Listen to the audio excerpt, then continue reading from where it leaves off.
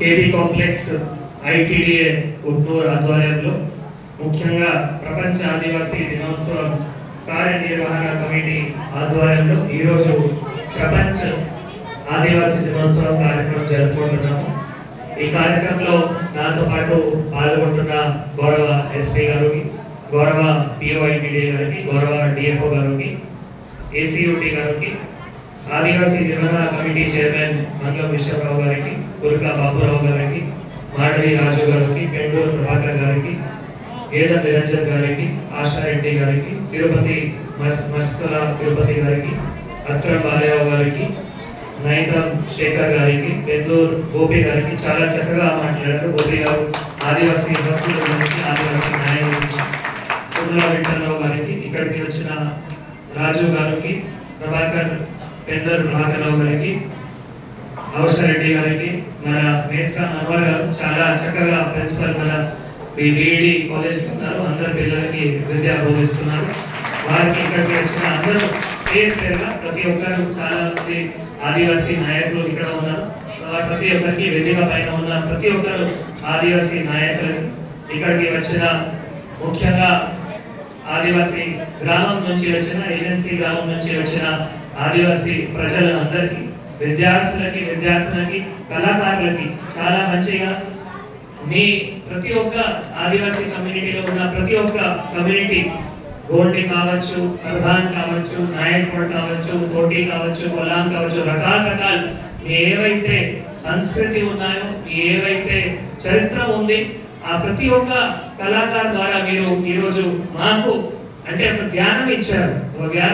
మీ culture గురించి మాకు తెలియచేసినందుకు మీకు కూడా ముఖ్యంగా ఇక్కడికి వచ్చిన ఆదివాసీ పిల్లలకి, విద్యార్థులకి ప్రతి ఒక్కరికి, ప్రింట్ ఎలక్ట్రానిక్ మీడియాకి ప్రతి ఒక్కరికి పేరున ప్రపంచ ఆదివాసీ దినోత్సవం శుభాకాంక్షలు తెలియజేస్తున్నాము.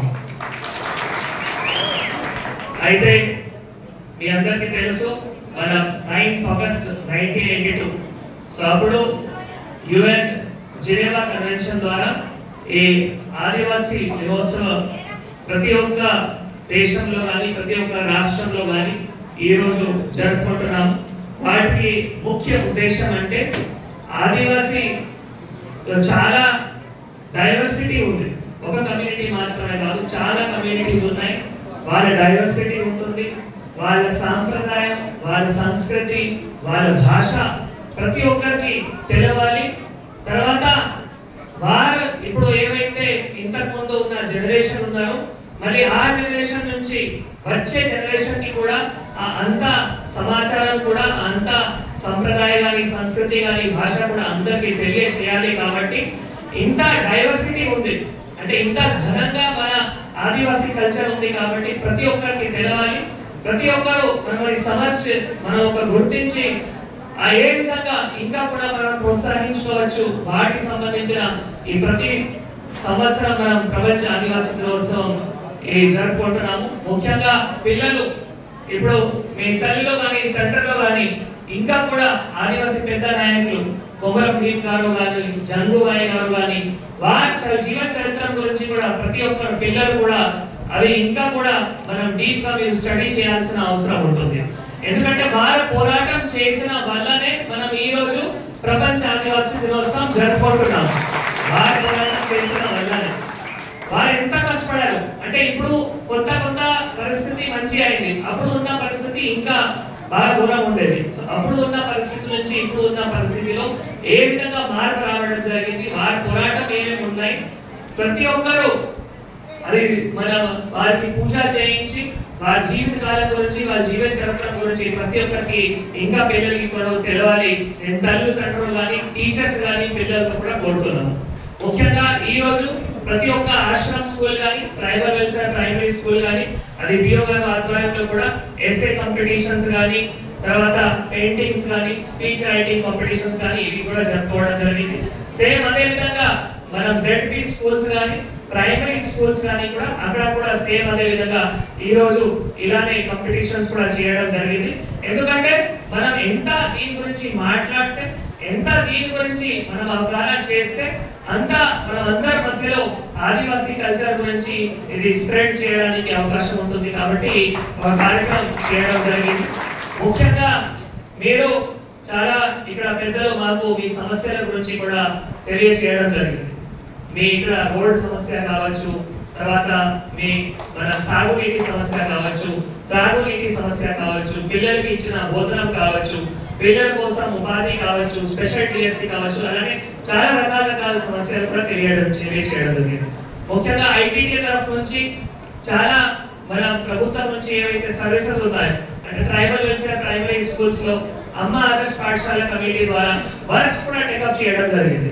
అంటే ఎక్కడైనా చిన్న రిపేర్స్ కావచ్చు, లేదు తాగునీటి సౌకర్యం కావచ్చు, లేదు టాయిలెట్స్ రిపేర్ కావచ్చు, తర్వాత ఆశ్రమ్ స్కూల్స్ లో కూడా ఐటీడీఏ పిఓ గారు మళ్ళీ అక్కడ కిటికీలు రిపేర్ కానీ రోడ్స్ రిపేర్ కానీ అన్ని కూడా టేకప్ చేయడం జరిగింది. దీంతో పాటు ఇంకా కూడా మనం చేయాల్సిన చాలా ఉన్నాయి.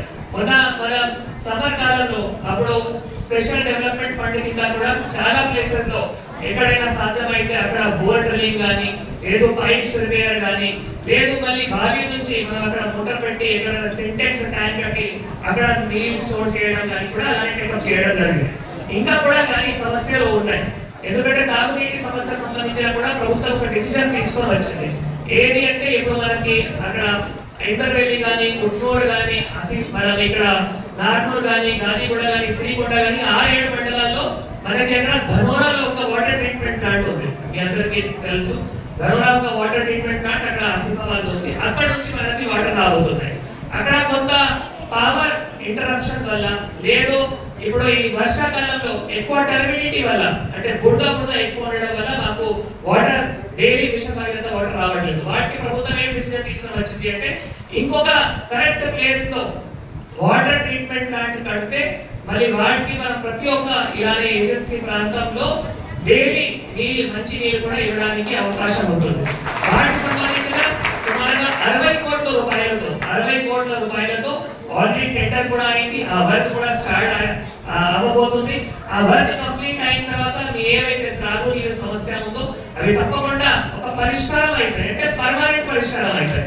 అట్లానే డైలీ బేసిస్ లో కాకుండా ఒక పర్మనెంట్ పరిష్కారం అవుతాయి మీ అందరికీ తెలియజేస్తున్నాను. దీనికి సంబంధించిన మన ఏజెన్సీ ప్రాంతంలో ఆదివాసీ విలేజెస్ లో రోడ్ సమస్య కూడా చాలా ఉన్నాయి. సో మనకి ఏవైతే శాంక్షన్స్ ఏవైతే ఉన్నాయో నేను డిఆర్ఓ గారు, పిఓ గారు కూడా కలిసి మరి ఎక్కడ ఫారెస్ట్ పర్మిషన్ ఏ విధంగా తీసుకోవాలి, మన అందరూ ఎగ్జిక్యూటివ్ ఏజెన్సీస్ కూడా పిఆర్ కానీ, ఆర్ఎంపీ కానీ, ట్రైబల్ కానీ వారందరికీ కూడా దిశానిర్దేశం ఇచ్చి తొందరగా అవి కూడా అప్రూవల్ తీసుకొని మరి త్వరలోనే అన్ని రోడ్స్ కూడా కంప్లీట్ చేయడానికి ప్రయత్నం చేస్తాము. మీ అందరికీ తెలియజేస్తున్నాము. ఇంకా కూడా రోడ్స్ శాంక్షన్స్ కూడా చాలా కావాల్సిన అవసరం ఉంది. అవి కూడా మనం త్వరలోనే ప్రభుత్వం మన గవర్నమెంట్ సీఎం సార్ కూడా మన జిల్లాకి వచ్చి మళ్ళీ ఇంకొకసారి రివ్యూ మీటింగ్ పెడతామని మాకు చెప్పారు. అప్పుడు కూడా ఇలానే అన్ని అంశాలు కూడా తయారు చేసి, ఇందాక యూనివర్సిటీ గురించి చెప్పారు, లేదు రోడ్స్ గురించి చెప్పారు, ఇట్లా చాలా పాలసీ ఇష్యూస్ ఉన్నాయి. అంటే కొన్ని మా లెవెల్లో సాల్వ్ అవుతాయి, కొన్ని ప్రభుత్వం దృష్టికి తీసుకొని వెళ్ళి అట్లా సాల్వ్ చేయడానికి అవకాశం ఉంటుంది. కాబట్టి తప్పకుండా మనం ఉన్న సాయశక్తి వరకు ఆదివాసీ ప్రజలకి ఏ విధంగా న్యాయం చేయాలి, ఏ విధంగా మంచి అభివృద్ధి పథకం మీ అందరికి దగ్గర ఉంటే తీసుకొని వెళ్ళాలి, సాయం శక్తి వరకు మీ అందరి సేవలు తప్పకుండా చేస్తాము. మీ అందరికీ తెలియజేస్తున్నాము. నాకే యాక్చువల్గా ఇది ఫస్ట్ పోస్టింగ్ ఆదివాసీ జిల్లాలో, ట్రైబల్ జిల్లాలో ఫస్ట్ పోస్టింగ్. సో ఇక్కడ నుంచి ఒక 5-6 months అయింది. 5 months లో ఇక్కడ వచ్చిన తర్వాత చాలా సంతోషం కనిపిస్తా ఉంది. ఎందుకంటే ఎక్కడైనా ఊరికి వెళ్ళినా, ఎవరైనా పిల్లలతో ఇంటరాక్ట్ చేసినా, ఎవరైనా అక్కడ ఆదివాసీ పటేల్ కానీ, సార్వేడి కానీ వాళ్ళతో ఇంటరాక్ట్ చేసినా అంటే చాలా ఒక పండుగ ఆధారంలో మాకు స్వాగతం చేసి వారు ఏవైతే సమస్యలు ఉన్నాయో మాకు ఒక చాలా మంచి రూపంలో తెలియజేస్తున్నారు. అంటే కొన్ని వేరే జిల్లాలో కానీ అట్లా అంతా కల్చర్ ఉండకపోవచ్చు, కానీ ఈ జిల్లాలో వచ్చేసి, ట్రైబల్ జిల్లాలో వచ్చేసి చాలా మీరు ఒక స్వభావం చాలా మంచి ఉంటుంది. ఆదివాసీ ప్రజలంటే స్వభావం చాలా మంచి ఉంటుంది. మీ చెప్పే విధానం కూడా చాలా మంచి ఉంటుంది. మీ సమస్యలు కూడా చాలా మంచిగా మాకు తెలియజేస్తున్నారు. కాబట్టి తప్పకుండా ప్రతి ఒక్క సమస్య కూడా ఒక పర్మనెంట్ పరిష్కారం కూడా తప్పకుండా మనం చేస్తాము. ఇంకా కూడా మా జిల్లాలో ప్రభుత్వం మనకు సర్వీసెస్ చేయడానికి ఆదేశాలు ఇచ్చింది. కాబట్టి తప్పకుండా నేను కానీ, పిఓ గారు కానీ, డిఎఫ్ఓ గారు కానీ, ఎస్పీ గారు కానీ అందరూ కలిసి మీకు ఏ విధంగా ప్రతి ఒక్క సమస్యని హల్ చేయాలి మీ అందరికీ తెలియజేస్తున్నాము. కానీ ఒకటే మాట, పిల్లల గురించి కానీ, తర్వాత ఇంకా గర్భిణీ స్త్రీ గురించి కానీ, అంటే మొన్న కూడా నేను కొన్ని ప్లాట్ఫామ్స్ కి మాట్లాడడంతో ఒక 2-3 మాటలు చెప్పడం జరిగింది. ఒకటి, మన ఏజెన్సీ ప్రాంతాల్లో కొంత గర్భిణీ స్త్రీలకి